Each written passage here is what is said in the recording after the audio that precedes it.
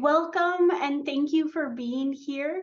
My name is Maite Urkuregi, and I am the Vice President of the Graduate Student Caucus of the Comic Studies Society. And just a little bit about us, we are a Graduate Student Caucus of the Comic Studies Society, like I said.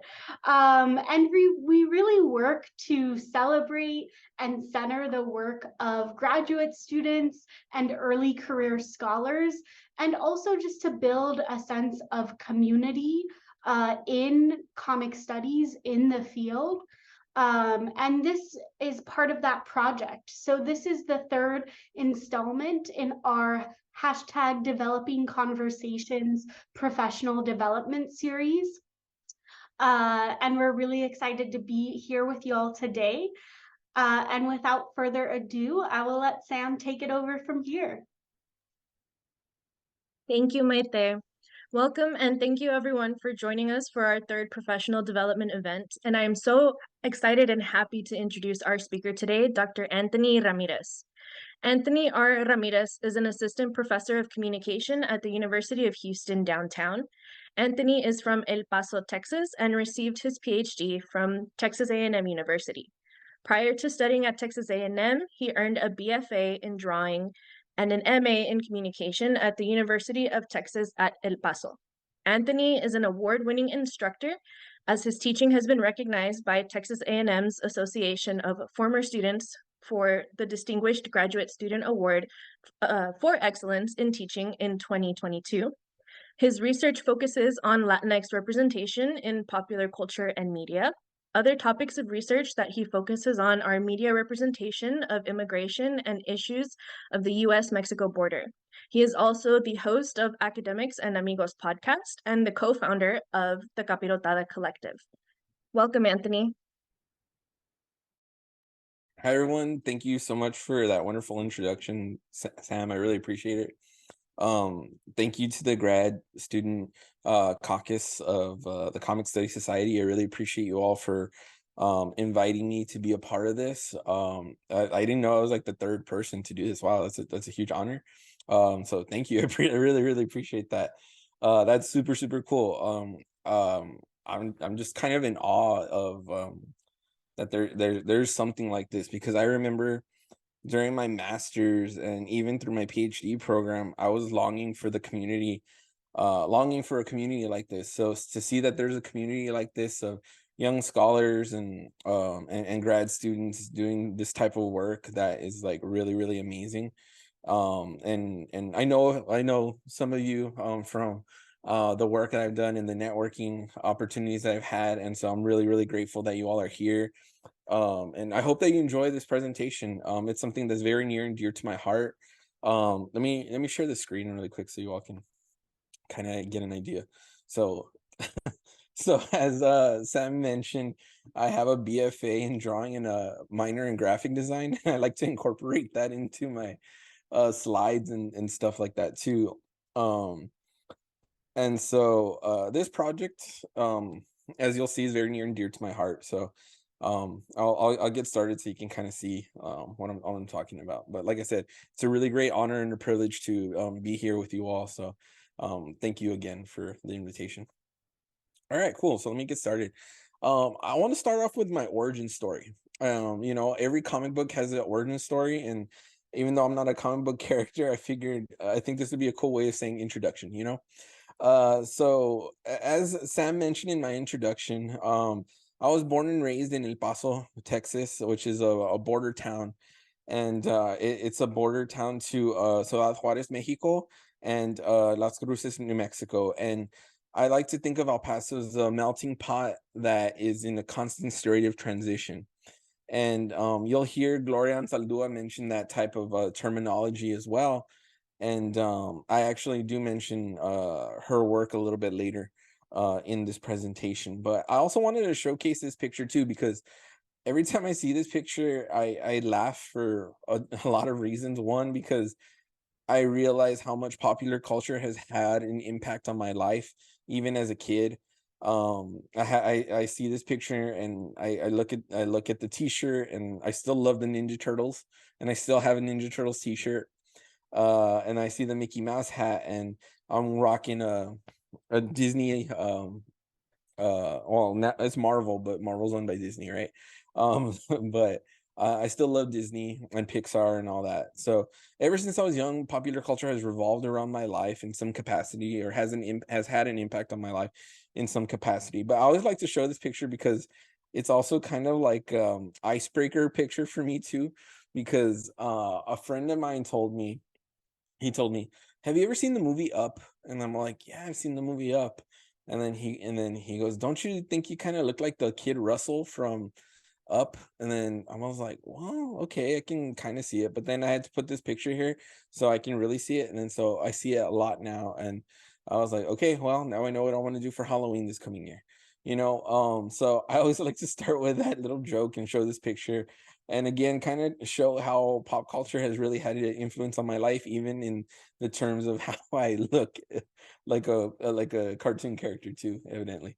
Um so on top of that, also wanted to showcase that, I when I was at Texas A&M, I was struggling to kind of find that niche of mine. Like I knew I wanted to study comic books. I knew I wanted to or study pop culture. And so I experimented with studying not only comic books, but I studied film, video games, television, um, experimented with community service work, like doing podcasts and things like that. And I found love in all that. But in the in that pursuit of trying to be a scholar in academia, I was thinking, okay, what do I want to do long term for this dissertation project of mine? So I had to think, okay, what are two things I'm really, really passionate about? So the first thing that I'm really passionate about is being from El Paso. I have a lot of t-shirts that say I love you El Paso, or have something El Paso related. And so like El Paso is just something very near and dear to my heart, not only because my family and friends live there, it's a special place to me. Like it's a city like no other. It really isn't. And so this image right here is really cool because it's taken from Ciudad Juarez, Mexico, and looking towards downtown El Paso. And you see the beautiful mountains in the background and everything like that. And it's just a really cool image to see that, again, that state of transition that is constantly happening within the city. On top of that, I was thinking, what else do I love? And again, I love comic books a lot. And so I wanted to intersect the two to create this passion project of mine. And I was trying to think, oh man, this would be really cool to find and discover what comic books are centered around the US-Mexico border. And so that's basically the premise of this project. And so the next thing I want to do is, as I mentioned earlier, is kind of define what scholars or what definitions scholars are using for borders and borderlands. So we have Martinez, who wrote a book in 1998, and he states that a border is a line that separates one nation from another. And he also defines a borderland as a region that lies adjacent to the border, while Johnson defines a border as a material spaces and symbolic constructions that regulate and reflect cultural citizenship and belonging. And Gloria Anzaldúa, who is most notable for her Borderlands, La Frontera book, she states that a border is a dividing line, a narrow strip along a steep edge, and a borderland as a vague and underdetermined place created by an emotional residue of an unnatural boundary. It is also a constant state. It is also in a constant state of transition. Okay. And that last part is something that really resonates with me a lot, because if you've ever been in a border town, you definitely know that the borderlands is definitely constantly in the state of transition. So that's something that resonates with me. But I found these definitions to resonate with this study or with this project as well, because all of these definitions in some capacity really relate to the representation that I found within these comic books and graphic novels. And you'll see that as when I go into more detail about the analysis and the things I found. Okay. So I also wanted to highlight some statistics and important points that I found in relation to the border. So the first thing that I want to discuss is that apprehensions of Mexicanos at the US-Mexico border are at a 40-year low, While the amount of Central American immigrants are on the rise, and this is something still relevant to this day. And Mexico is no longer the top country or top origin country, excuse me, among recent immigrants into the United States. And then that political rhetoric has really led into further negative stereotypes and perceptions of immigrants from the US Mexico border. And that's something that resonated within these comic books and graphic novels that I'm going to share with you all today as well. On top of that, the US is still encountering more immigrants than they have in the past 20 years. I'm going to show you some images in this next slide from El Paso. These are from the El Paso Times, the local newspaper in El Paso. And in one of the articles, they were stating that the Border Patrols was discussing how that El Paso was the led the nation in migrant encounters in that first quarter of 2023. On top of that, it was reported that 162,603 encounters and migrants were what happened through October and December of last year. And on top of that, they also discussed how there were more than 50,000 migrants apprehended in those 3 months. And that was a record within these past 40 years. And on top of that, the quarterly total was more than 3 times higher than the same period a year ago. And that's just really, really like crazy to see how much things have really have continued to increase in terms of the border. And so here's some images, like I said, these are just from the past December. Last time I was in town too, you could see people along the highway, the border highway, and you can see camps there. You can see people just walking along the border wall, the border fence. And what these people just want is a better life. They really want to live that American dream where they feel that they can be in a safe environment and just have a job that they can support their families in and help just have a better life for themselves. And so I just wanted to highlight that as well. So in terms of representation in comic books, um I was reading that there's a bunch of these comic book films that are billion-dollar franchises, but they lack Latinx representation. When we do see Latinx actors or actresses, they're usually portrayed as the other. For example, like Zoe Saldana as Gamora. She's not a Latina character, she's an alien. And so we see that a lot. But we're starting to see more representation, such as America Chavez and Doctor Strange too. There's a Blue Beetle film coming up later this year, which I'm really excited for. We also have the new Supergirl, who is Colombian, and that's really exciting to see. I don't know if she's gonna be Colombian in the film, but still impressive nonetheless. And so another thing that I wanted to highlight too is that um in the comic books themselves, there's close to about 30,000 characters that are heroes and villains, both in Marvel and DC. And only about 3% of those characters are Latinx. And so that's really, really like you can see that underrepresentation is a thing there within these comic books, and not only within the characters but in the creators as well. Latinx creators are severely underrepresented within mainstream comic books, as well as less than 10% of these creators are Latinx within the three major comic book companies of DC, Marvel, and Image. And another reason why these characters are so scarce too is that when they actually do get an opportunity to try and shine, they're usually canceled fairly quickly. And we see that throughout popular culture as well, like through television series like Gentified or Mr. Iglesias or other shows such as that.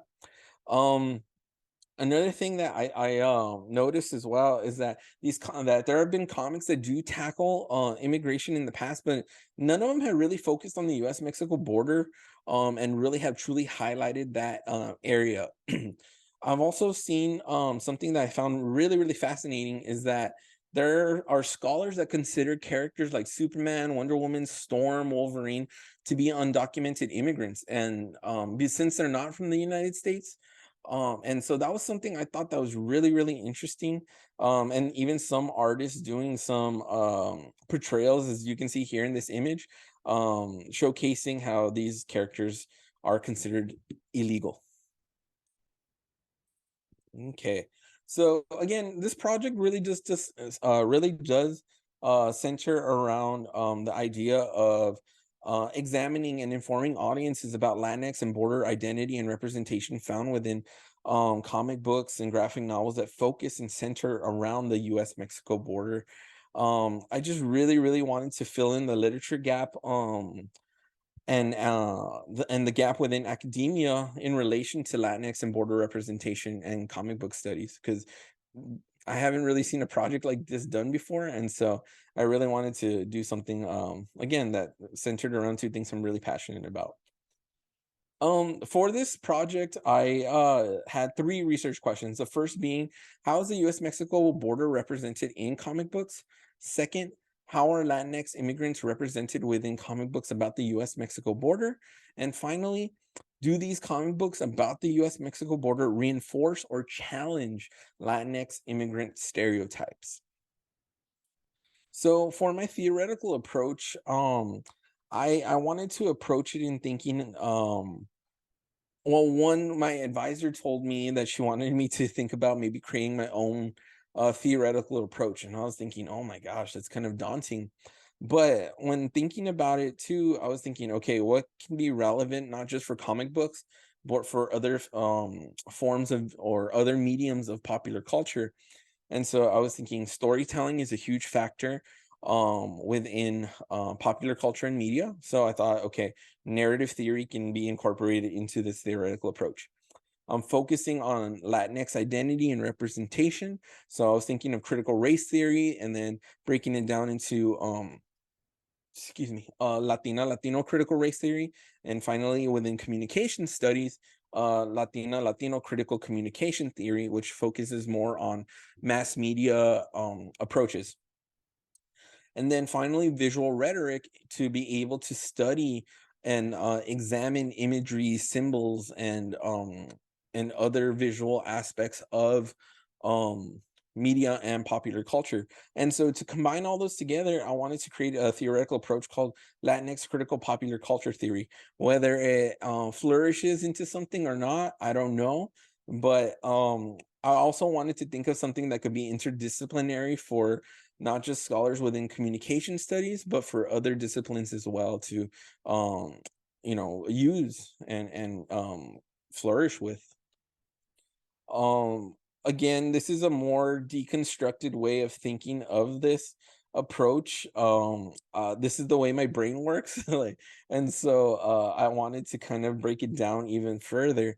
And so I was looking at the tenets here of Latinx critical or Latino critical communication theory, and then looking at their tenets and kind of using that as foundational bridges or tenets for my theoretical approach that I'm proposing. And here I really wanted to centralize the Latino, Latinx, Latina representation within media and popular culture. Truly use this as a way to resist colorblind media towards Latinx folks, promote inclusion. I also added later within my dissertation to resist um to also deploy decolonizing methodological approaches as well, because I think that's something that's really important to acknowledge as well. So I really wanted to highlight that. And then so the next thing I wanted to focus on was my methodological approach. In terms of methodology, it's very similar to the theoretical approach in the sense of I wanted to think about how can I break down um and analyze the content within comic books. And so I was thinking, okay, textual analysis would be good to analyze the content and to analyze the text, to analyze the stories, analyze the character developments, et cetera, et cetera. And so this was my chance to do that with textual analysis. Next, I was thinking about the imagery again, and I was thinking using a visual rhetoric to be able to analyze the panels, the colors, the ways that the illustrators illustrate and draw these characters or draw the border or things like that, you know. And to me, that was just something really, really important to examine. And finally, narratology or narrative theory. I really wanted to analyze the stories being told, the narratives being discussed within these stories. Like, what's the story of the border, you know? And so I was thinking about that throughout this whole project. And so these are the three methods that I was able to use for this project. And to be honest, it was pretty daunting. I won't lie to you all at one bit. But at the same time too, it's pretty cool to be able to examine all these facets of comic books. You know, that's what makes comic books such an interesting and awesome medium. That it has these different components that tie the story all together. So, originally my dissertation focused on 15 comic books, but for this particular presentation, I added an extra comic book, or graphic novel because I've been doing some additional research since I finished my dissertation, and I'll share that with you all in a bit. So the first comic book that I want to highlight is is the one called U.S. Border Patrol comics, and that was done in 1951. And then the one right next to it in that yellow background right there, Border Patrol, that was done in 1955. And so these two comic books, which I find so odd, were done and published in Canada, like the opposite border of the US Mexico border. And I just found that so odd, but at the same time, just really interesting too, how, you know, they really interpreted the border in a very westernized way. It reminded me a lot of like the John Wayne films that my grandfather used to watch as a kid, when I was a kid. And then the third comic is another one that I find really fascinating, as it's the only book fully in Spanish, and it's the only book that I was able to find that was done in Mexico. And it was what I find even more interesting is that the authors of this book were the Mexican government. So this is called La Guía del Migrante Mexicano, which translates to the Guide of the Mexican Migrant. And so this comic book is a comic that is a satirical and yet informational look at how to cross the border both legally and illegally. And so it provides tips and tricks on how to do that.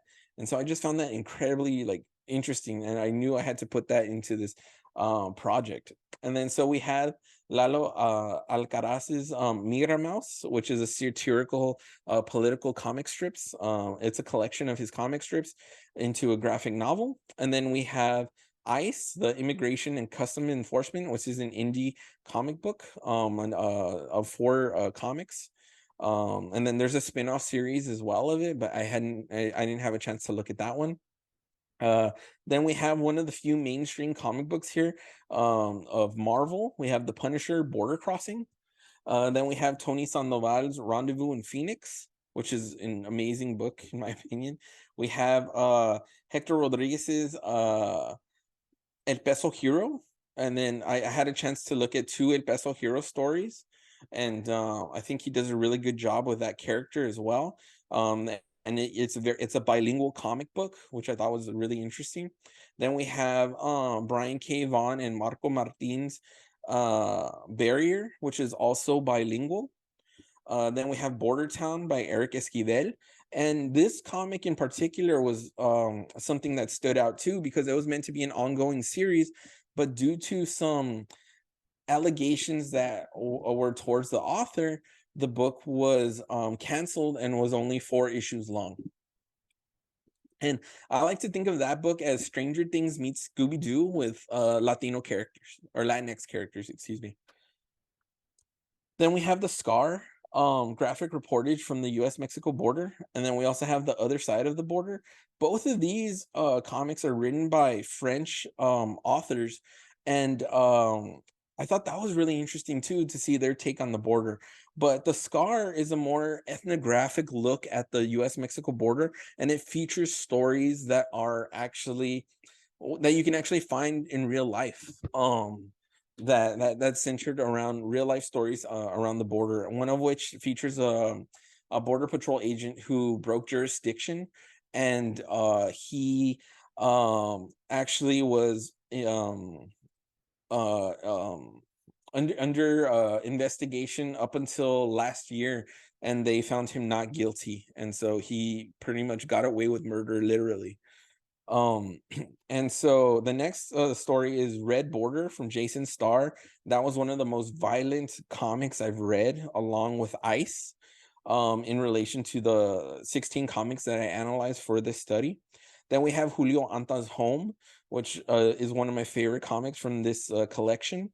And then we also have Santa from Caden Phoenix, which focuses on a female led and female centric story of a young Latina girl living in a border town who becomes a superhero, which I think is a really cool counter narrative story that I will discuss in further detail later on in the presentation.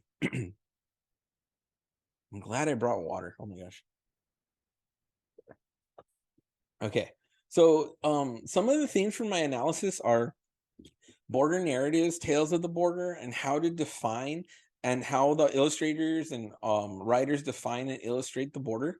Then we have key spaces such as geography, key landscapes and locations. Then we have Latinx representations such as the key actors or characters of these comic books. We have the use of language, cultural signifiers, and then we also have gender roles of the border, violence and brutality, white saviors and militants, reinforce negative stereotypes such as drug dealers, criminals, and rapists, and finally, the use of counter narratives. So the illustrators of these comics really depicted the US-Mexico border as dry, mountainous, and warm.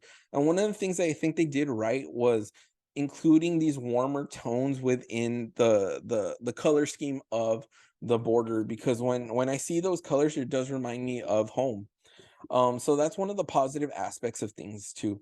And then also we see the border wall here in this black and white image, and that's something that you do see along the US-Mexico border. And that's that divide that you see too. On top of that, you do see that militarized war zone aspect, as you saw earlier in the pictures that I was able to share with you all. We do see that the border is a militarized area, and it's also depicted within these comics as well. But one of the images you probably are thinking, why is this here, is this bottom center image with these like alien muscle-like creatures. One of the things that I thought was so fascinating of these comic books is that they also depicted the border, not only between the US and Mexico, but also between space and Earth, and between aliens and humans. On top of that, we also see a border between the real world and the supernatural world, and we see that within Border Town. And that happens between the United States and Mictlan, or Earth and Mictlan, which is the Aztec underworld. And I get to that in a little bit even more. But on top of that, we also see a border in terms of language, and I'll get and which I think is so interesting, because there's a border between characters, and then due to the fact that some of these books are written in Spanish or bilingual, it also creates a border between the readers and the authors, which I think is really, really interesting as well. So some of the key spaces in relation to these comic books and graphic novels are, obviously, it's centered around the US-Mexico border. And so that's something that was really, really the center of the whole study. And so I just thought that that was really something that I had to obviously highlight, you know. And then we also see a lot of depictions of La Bestia, the beast, and that's the train that migrants jump on in order to cross the border at a quicker rate or a faster rate. But they call it the beast too because of how dangerous it is, and a lot of these migrants pass away because of how dangerous this fast-moving train is going.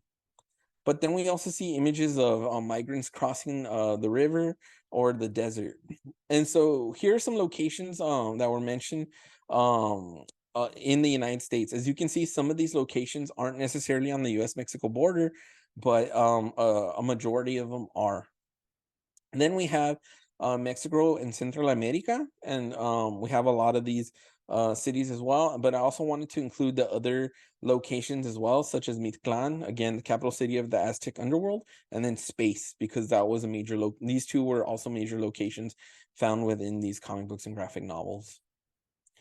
I wanted to use my graphic design skills to actually showcase the locations, and I know it's very small and hard to see, but eventually I do want to enlarge this in some capacity to showcase the various locations of the that were found in these comic books and graphic novels. Okay. As mentioned, again, militarization was a factor within these comic books. We saw a lot of militarizations within these stories. So this is the story that I was mentioning earlier about the border patrol agent who broke jurisdiction and killed a young man across the border in Mexico. And so that's just an example of a border patrol agent right there. And then we have a satirical forms of militarization too that Lalo Alcaraz does, where he is making fun of not only the Mighty Morphin Power Rangers, but the Border Patrol, and combining both of them into making them the Mighty Migra Border Rangers. So if you're a child of the 90s like I am, you might recognize this image from the Mighty Morphin Power Rangers movie. But when I saw that, I just nostalgia resonated from that. But Alcaraz also not only highlights militarization but globalization of the border as well, as he states the new and improved border, which features a gift shop, a car wash, and a little mini mall in there, along with Star Wars gunner and on Mighty Morphin or Mighty Migra Border Ranger flying to protect the border as well. And as I mentioned earlier as well, there's that aspect of the supernatural border where that we see here in this purple image, where a little chupacabra is crossing into that supernatural world of the Aztec underworld. And then so on top of that, like I said, there's that science fiction border between space and Earth and aliens and humans. And so we see that here from this image of border with barrier, excuse me. And this is the spaceship picking up the two main characters of the story. And here we also have Mexican folklore that brings the supernatural into play. We have La Llorona, El Cucuy, La Chupacabra, all related to Latinx and Mexican folklore. And they can kind of correlate to the Bloody Mary story, to the boogeyman and things like that. So some key actors of these stories were obviously the immigrants and migrants. Then we have law enforcement like ICE, the Border Patrol agents, just to name a few. We have coyotes who are trying to help migrants, but with a price. And then we also have bandits and bandidos. But then we have members of the Mexican gang and cartel. We have US and Mexican politicians, Samaritans and volunteers who are trying to help migrants who are going through the desert. They leave water and bread for them, or water and food for them as they're crossing. So they're really trying to help these people out. And then finally, as mentioned, there's the science fiction and supernatural horror folklore characters integrated within these stories as well. The use of language was also really, really interesting too. One of the things I found so kind of ironic was that when Spanish was used most of the time is an introduction, it was done by a white person, usually saying a minor phrase in Spanish. But then throughout series like La Guía del Migrante Mexicano, Barrier, and both El Peso Hero books, Spanish is used throughout the series. So for example, in this image, you're seeing Spanish being used, and this is from El Peso Hero.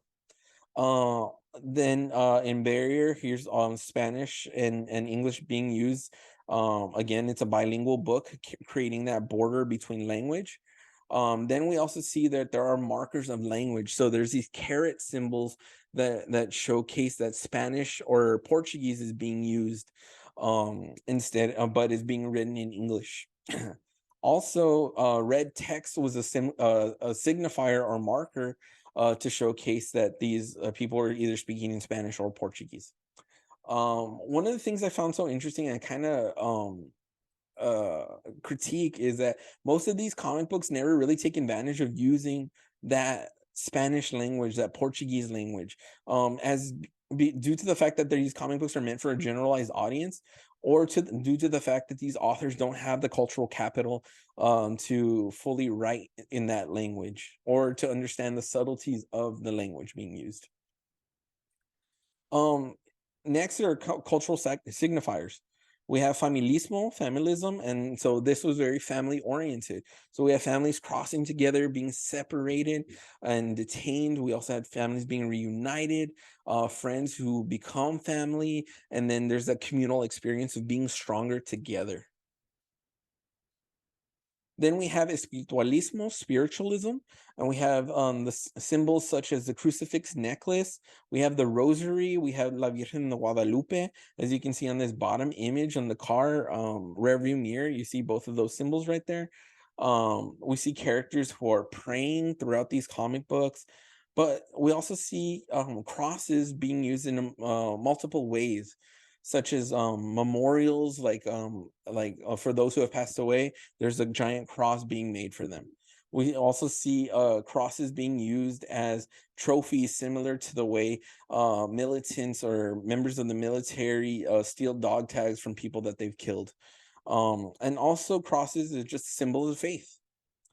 But also one of the most gruesome aspects of espiritualismo that was showcased was the fact that characters were used, were killed by using crucifixion.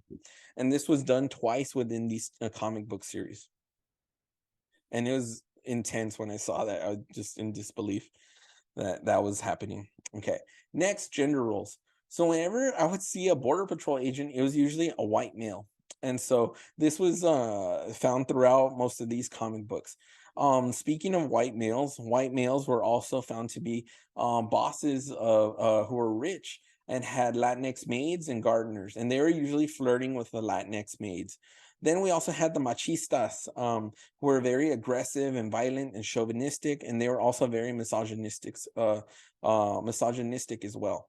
In terms of female representation, we had the damsel in distress, who ironically, would save the border patrol agents in multiple occasions. But then we had these Latinas in Mexico that were very over-sexualized, as they were often topless or nude or sex workers, and often were called putas or whores. And those were just some things that I noticed and were just kind of like, wow, instead of showcasing these characters in a more in a different light, if you will. In the rare occasion, Santa is the only comic that really took advantage of having a female lead and centered the female empowerment of the character as the to center to around the story. Like it really centered around the story, and it was really cool to see how Caden Phoenix, the author of that story, really wanted to showcase female empowerment and to really showcase how a Latina can be a superhero.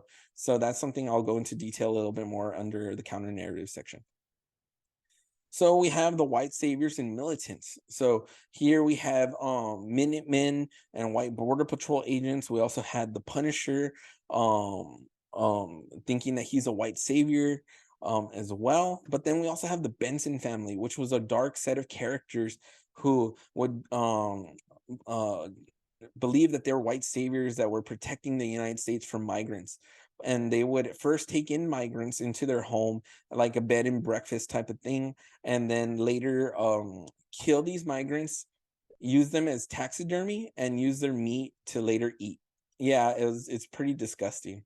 And I should have brought a trigger warning in regard to that, and I apologize for that. But yeah, so it was a pretty gruesome story found in Red Border. Then again, these comics and graphic novels really did romanticize violence a lot. We see a lot of white characters killing minorities, border patrol agents are killing Latinx and Native Americans. The Punisher is killing drug cartel leaders and gang members. ICE members are killing Latinx characters mainly through headshots. White militants are killing migrants. Again, there's the taxidermy and human meat aspect with the Benson family. But then we also have cartel and gang members just being violent and killing just throughout these storylines. And they would kill their own, and that was just something else that I just thought was intense. Um, so furthermore, there were also negative stereotypes in terms of like drug dealers, cartel members, and rapists, excuse me. And these were just reinforced negative stereotypes revolving around Latinx characters. Out of the 16 comic books and graphic novels, 7 of them included these tropes, and 2 of these authors are Latinx. And one of which is Lalo Alcaraz, who would use these as satirical and humorous ways to make fun of like the culture and things like that. And also the Mexican government did the same thing, using satire and humor to make their point across. Um, Finally, the use of counter narratives found within these comic books. We saw 2 comic books, in particular, Home and El Peso Hero, which depicted migrants and Latinx characters as superheroes, and they had superpowers, and they were front and center of the story. And these are stories that aren't typical within comic books, and I just thought that was something really neat that these authors really did. And as mentioned earlier, Santa was the only character, a female character that was really the lead of her story, and she becomes a superhero too, and that's something that I thought was really really cool. And it showcased a different counter narrative approach to a Latina, because Latinas are usually portrayed throughout media and popular culture as the damsel in distress, the harlot, the female clown, or the dark lady. And so to see a female character really take lead, that was really cool. Another thing that these authors did in relation to the counter narrative approach is that they discussed they used these characters to discuss social justice in a positive way, and also furthered Latinx identity and representation using cultural signifiers like language and familismo, again in a positive way, and also to showcase that there's the strengths that migrants do have, and that immigrants do have. And I thought that was really really positive in relation to these comic books. Limitations that I had were the number of comic books. Obviously, I know there's more out there. I just it was kind of hard to find them. So I know Love and Rockets was one of them for sure, but that series is incredibly large, and I know there's a whole book that has already been focused on the research of Love and Rockets. So be sure to check that out. But I know that there's, again, comic books that I'm not aware of that I'm still learning about along the way. But that was one of the kind of major limitations of this study. So in conclusion, some of the things that I found were that a lot of these similar themes, that while there were similar themes in these comic books, the authors illustrate and the idea of immigration and the border very differently. On top of that, many of these representations of Latinx folks in the border are very much stereotypical and negative. One thing that I think can be done is reframing of stereotypes in order to educate and create positive forms of representation in order to understand border culture a lot better. Next, what I'd like to do with this project is use it as kind of like a starting point for this book project that I want to make called Border Pop. And I want to be able to use this as a way to discuss border identity and border representation within media and popular culture. Also, I'd like to use my podcast, Academics and Amigos, to interview some of these authors and talk to them about their thought process about how they wanted to illustrate the US-Mexico border. On top of that, I'd like to create an archival database in relation to the US-Mexico border, popular culture, and media. So that is something in the process of all this project that I'm trying to work on at the moment.